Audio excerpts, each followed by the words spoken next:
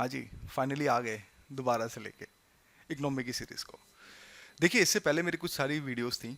करीब मैं 7 chapters YouTube पे अपलोड कर चुका हूँ। 7 चैप्टर का मतलब ये है कि एक चैप्टर में करीब 10-10 वीडियोस हैं। ये वीडियोस उन लोगों के लिए हैं जिनको इकोनॉमी के बारे में कुछ पता ही नहीं है, झंड है उनकी ज़िंदगी। कहने का मतलब ये है, बोलते हैं ना, इकोनॉमी के देखते ही सर कांपने लग जाते हैं, अरे इकोनॉमी आ गई, पता नहीं क्या पहाड़ आ गया। ये वीडियो उन्हीं के लिए बन रही है जिनको लगता है कि इकोनॉमी सच में पहाड़ है, तो उनको काउंटर करने के लिए ये सीरीज़ निकाल रही है। फ्री ऑफ कॉस्ट है, आराम से देखिएगा, कोई दिक्कत नहीं है। यहाँ मैं आपको एक पैटर्न भी बता रहा हूँ कि जहाँ पे करंट अफेयर आए कैसे आपने टैकल करना है, जहाँ पे बेसिक है उसको कैसे लेके चलना है। तो ये सीरीज़ 4-5 साल 6 साल तक कोई दिक्कत नहीं, वैलिड रहेगी, कोई दिक्कत वाली बात नहीं है। आराम से आप देखिए, मैं यहाँ पे सारी चीज़ें आपको बताते हुए चलूँगा, क्योंकि वो जो बेसिक लेक्चर्स है वहाँ आपको सारे कंसेप्ट क्लियर हो जाएंगे। और यहाँ आज जो स्टार्ट होगा, मॉनेटरी पॉलिसी स्टार्ट होगा। इस मॉनेटरी पॉलिसी में जो लेक्चर नंबर 1 है, अब देखा जाए तो वैसे तो हालांकि मेरी करीब 60-65 वीडियो अपलोड हो चुकी हैं यूट्यूब पे, जो यहाँ से करीब इसके बाद 30 से 35 लेक्चर इसी के बनेंगे, आरबीआई के, क्योंकि बहुत बड़ा टॉपिक है। इसको अच्छे से कवर करेंगे। जिस तरह से 2022 का भी पेपर भी आया है, तो मुझे लगता है कि जो मेरे बच्चों ने 7 चैप्टर अगर पढ़ के गए होंगे तो डेफिनेटली 3-4 क्वेश्चन वहाँ से कर गए होंगे। इसको करा देंगे तो सारे क्वेश्चन हो जाएंगे। मैं यहाँ से एक बात ये बोल सकता हूँ कि अगर 10 क्वेश्चन आते हैं यूपीएससी में, आप 8 से 9 क्वेश्चन जरूर कर सकते हो। या देखो, एक क्वेश्चन तो हम भी गारंटी नहीं दे सकते, कहाँ से उठा ले क्या पूछ लें हमें भी नहीं पता, लेकिन मैक्सिमम क्वेश्चन की रेंज ये होगी कि मोर देन 80 to 90% क्वेश्चन यहाँ से हिट होंगे। ठीक है, क्योंकि ऑफकोर्स हम भी तो शाणे हैं, किताब भी तो लानी है इस पे तो वो भी किताब का प्रोसेस भी एक हमारा चल रहा है। बाकी डेली बेसिस करंट अफेयर आ रहे हैं, आप देखते जाइएगा द हिंदू के, हम एनालाइज कर रहे हैं, मेरे द्वारा ही हो रहा है, तो आप उसको देख लीजिएगा। तो अब क्या है, ये आरबीआई देखो सबसे टफ टॉपिक भी है, सबसे इजी टॉपिक भी है, और सबसे लेंथी टॉपिक भी है, और सबसे मार्क्स ग्रैब करने वाला टॉपिक भी है। यहाँ से आपको मेंस ओरिएंटेड और साथ में पीटी ओरिएंटेड भी चीज़ें आपको यहाँ पे देखने को मिलेंगी। यानी कि हमें ये पता चला कि मेंस में भी भाई बहुत कुछ आता है। इस पे करीब कम से कम 2 क्वेश्चन आपको 100% दिखेंगे मेंस में। पीटी की बात करें तो कम से कम 2 या 3 क्वेश्चंस आपको पीटी ओरिएंटेड दिखेंगे। अगर क्वेश्चंस, अगर मान लो रेंज अगर ज़्यादा आ रही है तो 15 क्वेश्चन आ रहे हैं तो 3 क्वेश्चन आपको यहीं से दिख जाएंगे। 10 से 11 क्वेश्चन आ रहे हैं तो 2 क्वेश्चन आपको यहाँ से जरूर दिखेंगे। तो इसलिए इस सीरीज को बहुत अच्छे से मजबूती के साथ करने की कोशिश कीजिएगा। तो पहले आरबीआई का लेक्चर नंबर 1 स्टार्ट करते हैं। ठीक है, तो मॉनेटरी पॉलिसी जिसको हम कह सकते हैं अपनी लैंग्वेज के अंदर, तो बहुत ही टफ टॉपिक है, इसको देखो पहले हम यहाँ से चलेंगे इंट्रोडक्शन में, जिसमें एक मिनट, जिसमें हम इंट्रोडक्शन में अगर हम बात करें तो हम सबसे पहले आरबीआई को समझेंगे कि रिजर्व बैंक ऑफ इंडिया क्या है, किस तरह से है, क्या है इसके। क्योंकि कभी कभी क्या होता है इंट्रोडक्शन में भी, आरबीआई से भी कभी कभी प्रीलिम्स में, या फिर जब आप लोग हमारी टेस्ट सीरीज बनाएंगे या फिर आप किसी और अदर कोचिंग सेंटर की टेस्ट सीरीज बनाते हैं, तो आपको वहाँ से क्वेश्चंस आपको दिखेंगे। हमें सारे एस्पेक्ट्स को कवर करेंगे, सारे के सारे देख लीजिएगा, इंट्रोडक्शन में दे रखा है मैंने। तो आज आज हमारा मोटिव होगा मेन आरबीआई। क्या है आरबीआई, इसके पीछे की फिलॉसफी क्या है, इस चीज़ को हम जानने की कुल मिला के अगर हम बात करें तो हम कोशिश भी जो है हम यहाँ पे करने की जो कोशिश करेंगे। ठीक है, देखिए आरबीआई, पहले हटाओ ये क्या लिखा है, मेरे भाषा में समझो कि आरबीआई क्या है। पहले छोटे लेवल से समझते हैं। आपकी फैमिली है, मान लीजिए आपके पापा जॉब करते हैं और भाई फर्नीचर वही लेके चलते हैं, आपके डैडी। भाई मान लो आप 2 भाई बहन हैं, एक आपके पापा मम्मी है, मान लो न्यूक्लियर फैमिली, मैं न्यूक्लियर फैमिली की बात कर रहा हूँ, 4 लोग हैं। तो डैडी आपके कमाते हैं, करते हैं, कंट्रोल वही, मैनेजमेंट हालांकि आपकी मतलब माता जी करती होंगी, लेकिन पापा पैसा लेके आते हैं। तो हेड ऑफ द फैमिली कौन हुए, आपके डैडी।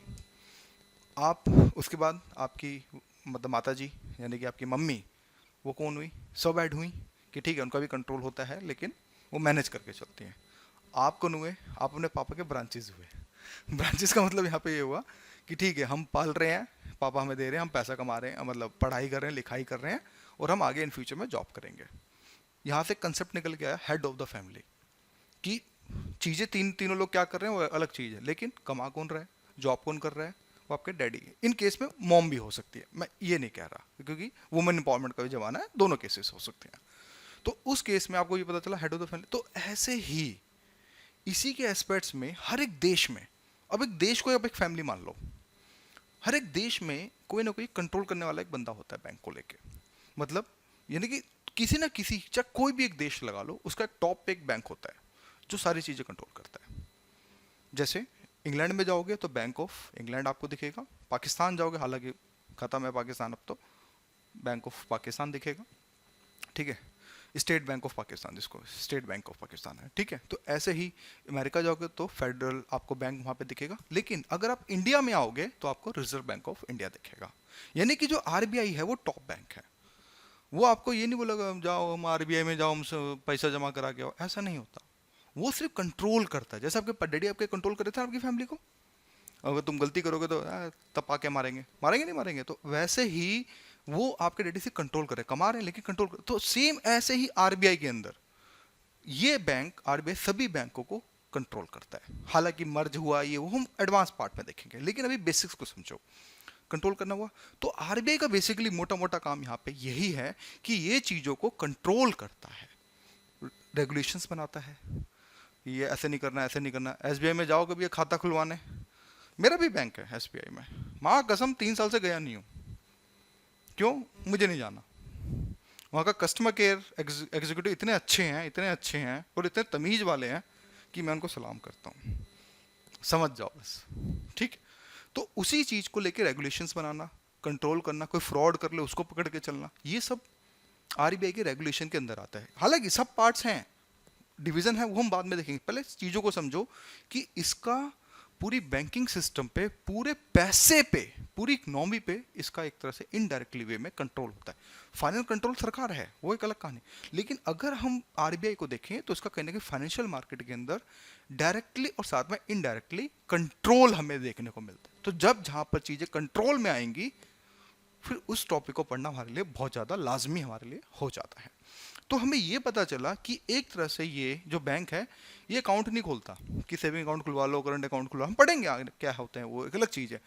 इसका काम है कंट्रोल करना। तो दिमाग में एक चीज़ याद रखना कि आरबीआई का काम सबसे पहले, अभी क्योंकि आप बेसिक्स पढ़ रहे हो, क्योंकि आज का लेक्चर बेसिक का है, तो हमें यही समझना पड़ेगा, दिमाग में आपको यही बिठाना पड़ेगा कि आरबीआई का काम क्या है, कंट्रोल करना। क्या करना, पूरी इकोनॉमी कंट्रोल करना, चाहे वो डायरेक्टली वे में हो, चाहे वो प्रत्यक्ष रूप में हो, चाहे वो अप्रत्यक्ष रूप में हो, इसका काम है पूरे अपने सिस्टम को कंट्रोल करके चलना। कुछ सिस्टम में गड़बड़ हुआ तो आरबीआई को टेंशन। आखिर क्यों आरबीआई के गवर्नर का बयान आता है, अरे हमने इतना रेपो बढ़ा दिया, हमने वो बढ़ा दिया, ये बढ़ा दिया, फलाना बढ़ा दिया, लेकिन यहाँ पर जो है हमें कंट्रोल करना ही, चीज़ों को लेके चलते हैं, ठीक है, समझ आ गया। आरबीआई का अब ये टॉपिक क्यों इंपॉर्टेंट है, यूपीएससी खोद खोद के क्वेश्चन पूछता है, बताओ कब हुआ इसका एस्टेब्लिशमेंट, कौन सी कमिटी के द्वारा हुआ, समझो क्वेश्चन एस्पेक्ट समझो कि स्टेट पीछे यूपीएससी कैसे क्वेश्चन पूछेगा, कितना सोना रख सकते हो गिरवी, कौन कौन से रेगुलेशंस में काम करता है, तो वो सारी चीजें आज हम इस वीडियो में देखेंगे। तो यानी कि हमें ये पता चला कि केंद्रीय बैंक किसी भी देश का सर्वोच्च बैंक होता है, किसी भी देश का सर्वोच्च बैंक केंद्रीय बैंक। तो एक तरह से हमारा जो आरबीआई है ये हमारा दोस्तों केंद्रीय बैंक हुआ ना, बस स्टेट बैंक तो हुआ नहीं कि जाओ तेलंगाना में चले जाओ वहाँ का अलग सेंट्रल बैंक है, नहीं ऐसा तो नहीं है भाई। हमारे देश में 28 स्टेट्स 8 टेरिटरीज हैं, अगर हम बात करें तो कहीं ना कहीं हर स्टेट का बैंक तो सारे सेम ही है। एसबीआई आपको झारखंड में भी मिलेगा, हरियाणा में भी मिलेगा, यूपी में भी मिलेगा। ऐसा तो है नहीं कि हरियाणा की जो स्टेट है उसका एक अलग बैंक है, उसकी एक अलग पॉलिसी, नहीं, सब बैंक्स हैं, लेकिन सेंट्रल बैंक तो एक ही रहेगा, पूरे देश का एक ही रहेगा। तो यानी हमें यह पता चला कि ये कहीं ना कहीं सर्वोच्च बैंक है। अब इस केस में अलग अलग केसेस में अलग अलग नाम होते हैं, नामीबिया, केनिया, युगांडा, पुगांडा, सबके बैंक अलग होंगे, लेकिन सबका एक सेंट्रल बैंक जरूर होगा। समझ आ गया। इसे कुछ विशेषाधिकार, ध्यान से समझना वर्ड को, वही कंट्रोल करना, इसको कुछ विशेषाधिकार जो है, चीजें हैं जो है कुल मिला के अगर हम देखें तो यहाँ पर जो है दी जाती हैं। यानी कि हमें यह पता चला कि इसको कुछ विशेषाधिकार, जो मैंने भी आपको बताया, कुछ शक्तियां भी प्राप्त होती हैं जो अन्य बैंकों को नहीं मिलती। जैसे कंट्रोल करना, बैंक कंट्रोल नहीं करता, सब बैंक्स नहीं करते, वो उनका काम है सिर्फ they have to be make a profit.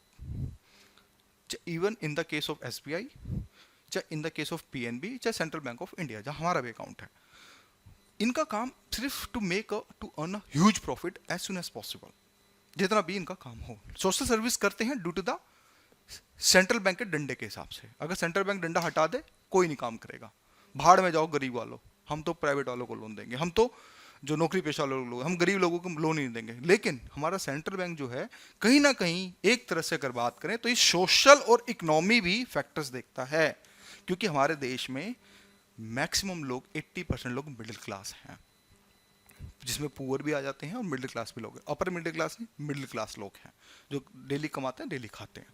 तो उस केस के अंदर यहाँ पर आरबीआई का भी बहुत बड़ा एक अहम रोल सोशल और इकोनॉमी भी हमें देखने को मिलता है। उसको हम डिफरेंट डिफरेंट डायमेंशन हम देखने की कोशिश करेंगे। फिर अब थोड़ा समझ लेते हैं, लोगो है भाई इसका, नारियल का पेड़ है, बाग है। जैसे आप लोगों में देखें तो ये नारियल का पेड़ हो गया, साथ में बाग हो गया, ठीक है, ये इसका एक लोगो होता है।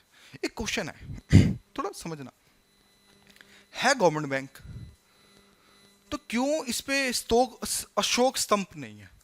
देखो बहुत एक थोड़ा दिमाग में आना चाहिए ना कि इसका लोगो अलग क्यों है, आखिर वो शेर वाली आकृति क्यों नहीं है जो जैसे कि सब में पुलिस फोर्स में, डिफेंस में देखने को मिलती है, यहाँ क्यों नहीं है? इवन टीचर्स अगर आप देखें, टीचर्स आप बने या फिर किसी और आप मिशन पे जाएं, जो नॉर्मल आप सरकारी बैंक्स होते हैं उन पे आप जो है जो हमारा अशोक स्तंभ नहीं देखते होंगे, उनके अपने खुद के लोगो होते हैं। जैसे नाबार्ड है तो गवर्नमेंट, लेकिन उसका भी अपना एक अलग लोगो है। ऐसे ही टीचर, जो गवर्नमेंट स्कूल के जो टीचर्स होते हैं उनका एक अपना एक अलग लोगो होता है। ऐसे ही इसका है एक अपना लोगो है, जैसे कि यूजीसी का एक अपना अलग लोगो है। क्यों? क्योंकि ये लोग फील्ड में नहीं जाते। फील्ड का मतलब वेपन्स नहीं उठाते, ये सिक्योरिटी का काम नहीं करते। जब ध्यान रखना, शेर का लोगो वहीं होगा जहां पर सिक्योरिटी का काम होगा, जहां अशोक स्तंभ उसी के चेहरे पे यानी उसी के ऊपर लगेगा जो सिक्योरिटी से बिलोंग करता होगा। सिक्योरिटी मतलब समझ रहे हैं, सिक्योरिटी और एडमिनिस्ट्रेशन वर्क जहां वो करता होगा, तो उसके ऊपर जो है इस तरह के जो है हमें अशोक स्तंभ देखने को मिलते हैं। चलिए, आरबीआई के मुख्य कार्यों में मौद्रिक नीति जारी करना होता है। मौद्रिक नीति पढ़ा चुका हूं, क्या है आगे डिटेल में कराएंगे। मौद्रिक नीति का मतलब होता है किसी पूरी अर्थव्यवस्था को पैसों के द्वारा कंट्रोल करना। सेंट्रल बैंक है, पैसों के द्वारा जब कंट्रोल करती है, रेट घटाती है, बढ़ाती है, तो उसके थ्रू जब मौद्रिक नीति, यानी कि जब मौद्रिक का मतलब पैसा, जब पैसों के थ्रू जब पूरी इकोनॉमी को जब कंट्रोल करती है तो उसको हम मौद्रिक नीति कहते हैं। समझ आ गया? बिल्कुल बेसिक्स लेके चल रहा हूँ ताकि अगर कुछ बच्चे नए चीते या शेरनियाँ अगर मेरे साथ जुड़े हैं तो उनको कोई दिक्कत ना है, ठीक है। बाकी पीपीटी में सब है, सब कुछ देंगे। आरबीआई की स्थापना को समझते हैं। अभी तक हमने थोड़ा बेसिक समझा क्या होता है बेसिक्स, अब थोड़ा स्थापना की तरफ बढ़ते हैं। देखो 1926 में, ठीक है, हिल्टन चंग आयोग ऐसा पहला आयोग था जिसने केंद्रीय बैंक के रूप में आरबीआई के नाम से सिफारिश करी। तो अब ये क्या है, ये हिल्टन चंग आयोग, ये आपका फैक्ट है जिसको आपको रटना पड़ेगा, कोई लाए नहीं, चंग याद रखो बस। मेन रीजन है आपने कुल मिला के, अगर हम देखें, अगर आपको चीजों को समझना पड़ेगा तो वो समझना पड़ेगा कि चंग आपको जो है चीजों को समझना पड़ेगा। यानी कि हिल्टन चंग आयोग ऐसा पहला आयोग था जिसने केंद्रीय बैंक के रूप में आरबीआई के नाम के, यानी रिजर्व बैंक ऑफ इंडिया, यानी कि सब बैंकों को जब कोई रिजर्व करके चलता है तो उसको सेंट्रल बैंक के तौर पर समझते हैं। ये समझ आ गया। इसके बाद हमें यह पता चला कि भारतीय रिजर्व अधिनियम लगा। अब देखो, कोई चीज अगर हमारे देश में स्टैब्लिश होगी, अब मान लो तुम्हारी प्राइवेट कंपनी है, तुमको रूल बनाना चाहते हो, बना डालो, किस कब आपको क्या फर्क पड़ता है। लेकिन जब कोई सरकारी कंपनी बनती है तो उसके लिए संसद से, इन संसद माने हमारे देश का मंदिर एक तरह से, जहाँ पे लोकसभा राज्यसभा लोग बैठते हैं, बिल को पास करते हैं, जब जाके वो अधिनियम बनता है। तो हमें ये पता चला कि वहां से, संसद से पहले कोई चीज पारित होगी जब जाके अधिनियम बनेगा। तो यानी कि हमें यह पता चला कि रिजर्व बैंक ऑफ अधिनियम 1934 के प्रावधान के अनुसार, ठीक है, 1935 में इसका जो है कुल मिला के, यानी कि जब हमारा भारत आजाद भी नहीं हुआ था तो वहां पे इसका गठन किया गया। तो भाई ब्रिटिश वालों को भी लगा लाओ यार बना डालो, अब तो जाना ही है, क्योंकि ब्रिटिशर को लग गया था 1932 के बाद, लग गया था इनके ज़्यादा दिन नहीं है, और 1939 के बाद इनको 100% जब वर्ल्ड वॉर खत्म हुआ तो इनको लग गया था बस छोड़ो यार बहुत हो गया, निकलो, लूट के निकलो बस अब। तो उसी केस में ये पता चला कि 1935 में इसका जो है कुल मिलाकर अगर हम देखें तो गठन भी जो है यहाँ पे किया गया। फिर अब ये 5 करोड़, देखो कुछ होती कैपिटल चाहिए होती है किसी बैंक को, जब हम स्टैब्लिश करते हैं तो कुछ पूंजी भी डालते हैं उसके अंदर, डालते हैं, जमा करते हैं। ऐसा तो है नहीं कि मान लो कोई कंपनी बना दी तो पेपर पे बन गई, भाई कंपनी खोलने के लिए भी कुछ पैसा चाहिए होता है। तो ऐसे ही आरबीआई को करने के लिए कुछ अधिकृत पूंजी भी चाहिए थी, जिसमें 5 करोड़ डाल दिए, उस समय के 5 करोड़। ध्यान से समझना, ये नहीं आप आज के समय में सोचना, आज के समय तो कुछ नहीं आता, रोल्स रॉयस कार भी नहीं आती 5 करोड़ में। तो उस समय के 5 करोड़ रुपए के हिसाब से भारतीय रिजर्व बैंक की स्थापना हुई और 1 जनवरी 1949 को इसका राष्ट्रीयकरण कर दिया गया। यानी कि हमें यह पता चला कि 1935 से लेके 48 तक ये एज ए प्राइवेट एंटिटी के रूप में काम कर रही थी, यानी कि ब्रिटिश के तौर पे काम कर रही थी। लेकिन उसके बाद इसका राष्ट्रीयकरण, यानी कि गवर्नमेंट ने इसको अपने अंडर टेक कर लिया। समझ आ गया? यानी कि गवर्नमेंट का ही इस पे कब्जा हो गया, तो इसलिए इसको राष्ट्रीयकरण कहते हैं। राष्ट्रीयकरण का मतलब होता है कि जब कोई चीज गवर्नमेंट अपने हाथ में ले लेती है। ठीक है, वर्ड समझ आया? राष्ट्रीयकरण। आरबीआई का प्रारंभिक कार्यालय वैसे कोलकाता में था। 1937 में स्थायी रूप से बदलकर मुंबई में इसका स्थानांतरण करते हैं। यानी कि एक बात ये समझनी है कि रिजर्व बैंक ऑफ इंडिया का जो कार्यालय है वो मुंबई में है, ना कि दिल्ली में। मैक्सिमम केसेस में दिल्ली देखने को मिलता है, लेकिन हमें ये पता चला कि इसका जो कार्यालय है वो इनका जो है बेसिकली बात करें तो मुंबई के अंदर इसको अभी हमें देखने को मिलता है। अब कार्यालय के अंदर कौन बैठता है? गवर्नर बैठता है, जो टॉप पे होता है।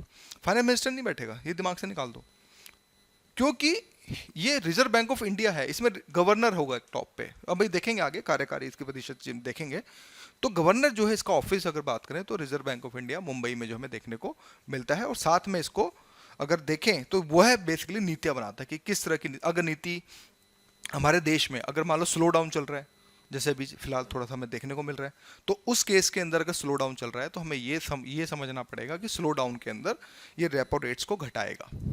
ठीक है, ताकि पैसा मार्केट में आए। अगर स्लो डाउन नहीं चल रहा है, इन्फ्लेशन चल रहा है, तो रेट्स को जो है बढ़ाएगा ताकि पैसा सक किया जा सके। वो मैं आगे समझाऊंगा आपको। फिर 1949 में इसका राष्ट्रीयकरण निजी स्वामित्व के सरकार का पूर्ण स्वामित्व के रूप में बदल दिया, जो जैसा कि मैं बता चुका हूं। और आरबीआई का मुख्यालय मुंबई में है, साथ में इसके 4 क्षेत्रीय कार्यालय भी देखने को मिलते हैं, जिसमें दिल्ली, मुंबई, चेन्नई, कोलकाता, यानी कि ऑलमोस्ट ये 4 मेजर जो सिटीज हैं उनके अंदर के इनके क्षेत्र कार्यालय भी होते हैं। ऐसा नहीं कि इनको मुंबई से परमिशन मांगनी पड़ेगी। अगर कोई इनको कुछ मान लीजिए कोई पॉलिसी बना रहे हैं, अप्रूवल चाहिए, तो दिल्ली से भी हो जाता है। तो क्षेत्र कार्यालय के तौर पे अगर बात करें तो इनके 4 तरह के हमें कार्यालय जो है कुल मिलाकर रिजर्व बैंक के देखने को मिलते हैं। ये भी फैक्ट्स को लेकर बात हो रही है कि पीटी और अनडिट क्या क्या चीजें आएंगी, उस चीज को हम लेके अभी चल रहे हैं। ये मेस और अनडिट कुछ भी नहीं है। साथ में आरबीआई क्या काम करता है भाई? आरबीआई करता है सिक्कों का मुद्रण, भारत सरकार करती है।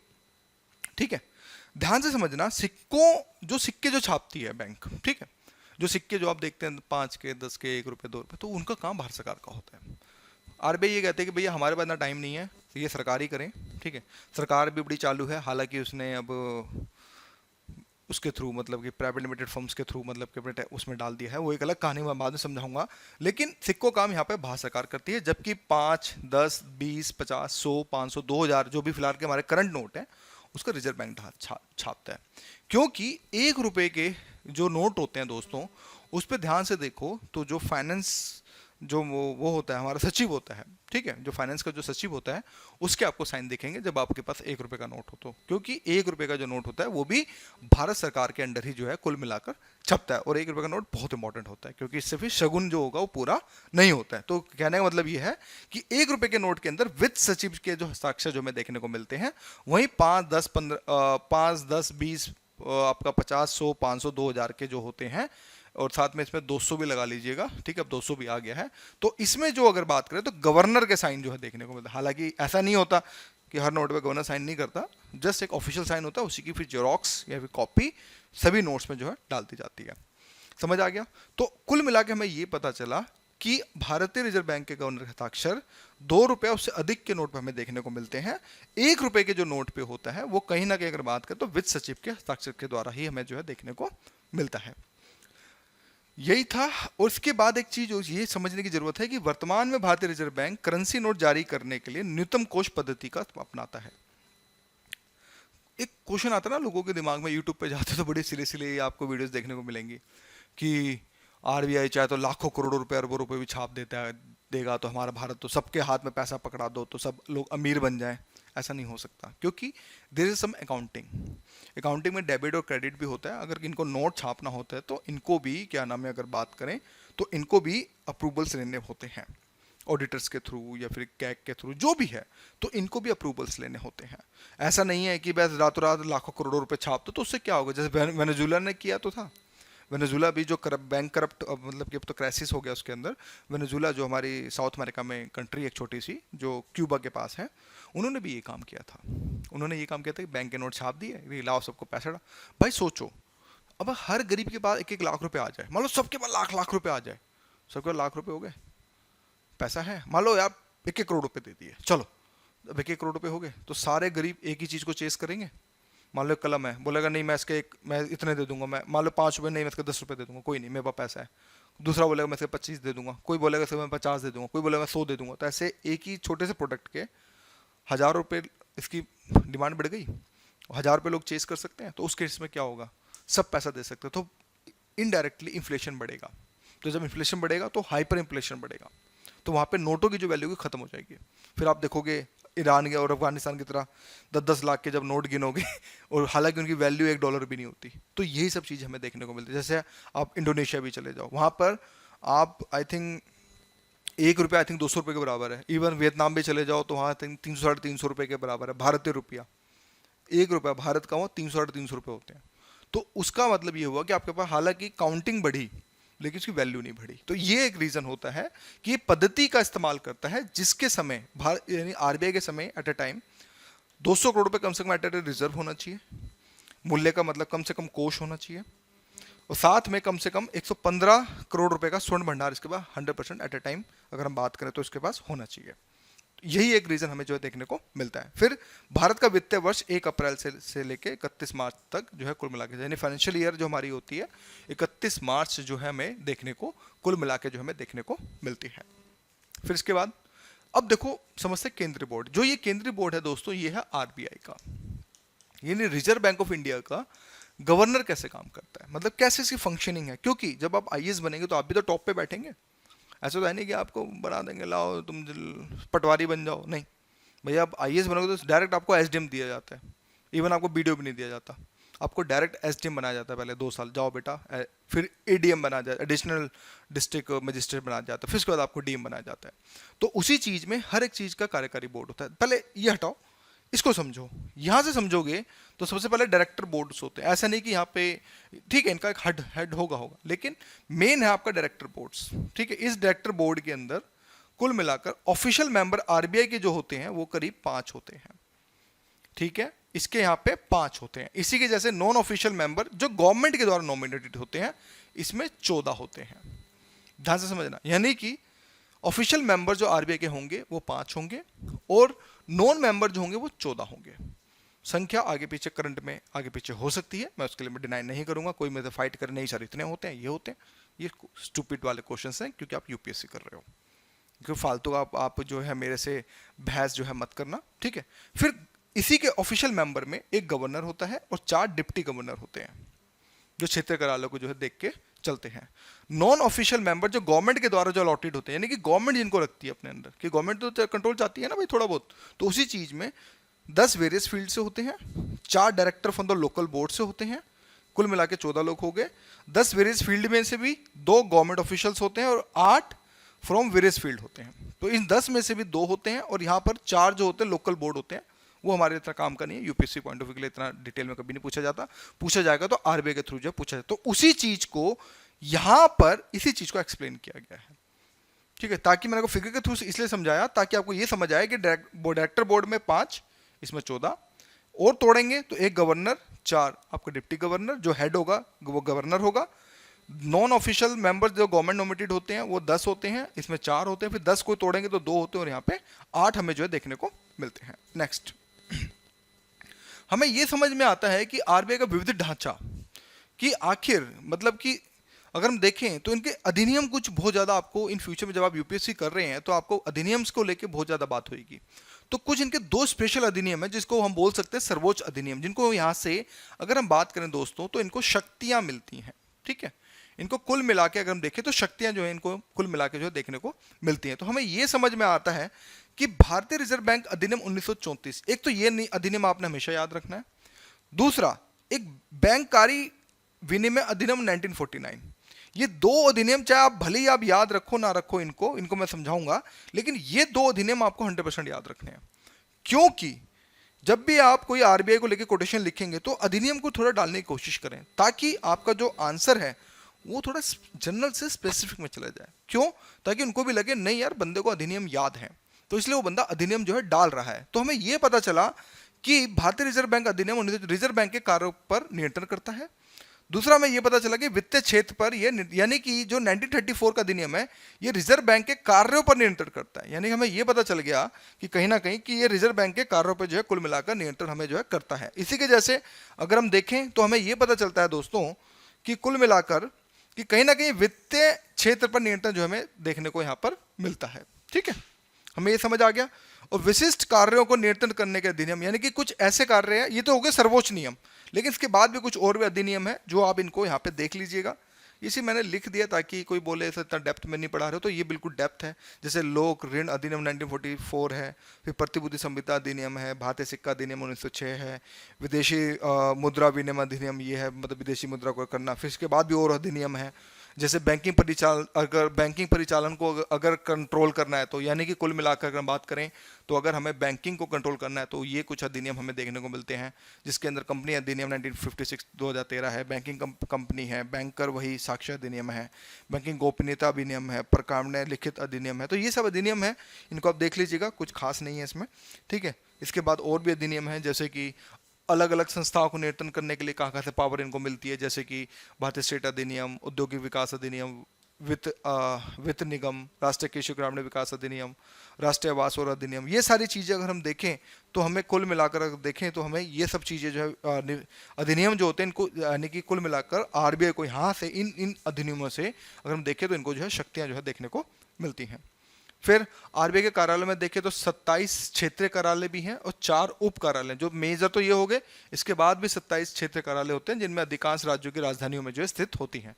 सहायक संस्थाओं में देखें तो पूर्ण स्वामित्व वाली संस्थाएं हैं जिनका सरकार पर पूरा नियंत्रण होता है, तो जिसमें आपका DICGC, ठीक है, एक तो ये जिसको भारतीय निष्पक्ष बीमा प्रत्यक्ष गारंटी निगम कहते हैं, भारतीय रिजर्व बैंक नोट मुद्रक प्राइवेट लिमिटेड, इसका सरकार पर पूरा कंट्रोल होता है, रिजर्व बैंक सूचना प्रयोगी प्राइवेट लिमिटेड रैबिट, और भारतीय वित्त प्रयोगी और संबद्ध सेवाएं IFT। वैसे आप पूछता नहीं है, लेकिन अब इकोनॉमी पढ़ा रहे हैं तो कोई हमसे पूछ ना लेना कि सर कितना डेप्थ में पढ़ा रहे हो, तो बेसिकली ये डेप्थ है।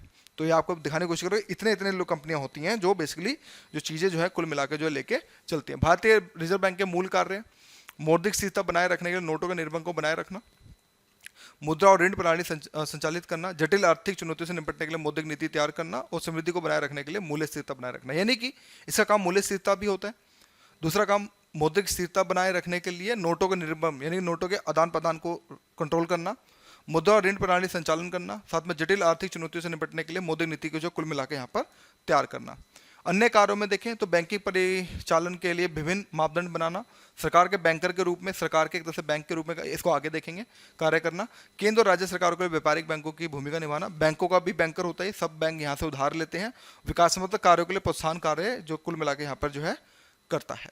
ठीक है, तो ये हमारा लेक्चर था दोस्तों। आई होप आपको कुछ चीज़ें समझ आई होंगी, क्योंकि लेक्चर नंबर 1 में इतना ही था, ताकि आपको बेसिक्स के थ्रू, आरबीआई के थ्रू, मतलब मेन जो मेरे पॉइंट्स हैं, जो हाइलाइट्स हैं, उनको जो मैं बता सकूं। बाकी लेक्चर नंबर 2 में फिर हम आगे बढ़ेंगे और चीज़ों को कंप्लीट करेंगे। सो आज की वीडियो के लिए इतना ही।